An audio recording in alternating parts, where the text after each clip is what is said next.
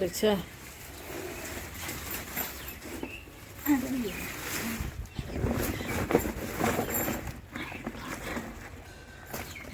நல்லா திறந்துடுச்சு.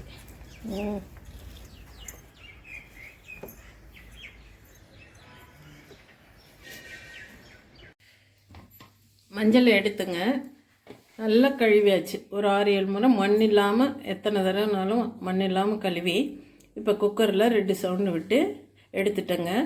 வடிதட்டில் கொட்டி நம்ம ஆற வச்சுட்டு கட் பண்ணி காய வைக்கலாம்.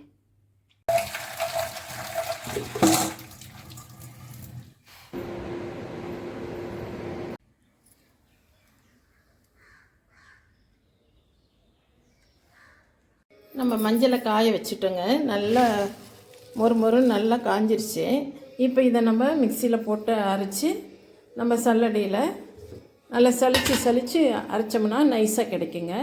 நம்ம இப்போ அரைக்கலாம் பாருங்கள். அதிகமாக இருந்தால் மிஷினில் கொடுத்துருக்கலாம், கம்மியாக இருக்குது, அதனால் நான் மிக்சியிலே போட்டு அரைச்சிக்கிறேங்க.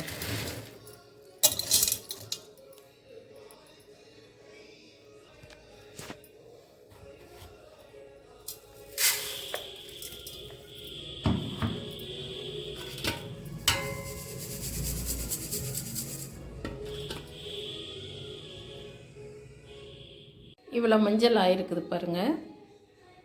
இந்த கப்பி இவ்வளவு. இதை நம்ம பருப்புலையோ பொரியல்லையோ போட்டுக்கலாம். நம்ம வீட்டிலையே நம்ம தொட்டியில் மாடி தோட்டத்தில் போட்ட மஞ்சக்கிழங்குலேருந்து எடுத்ததுங்க.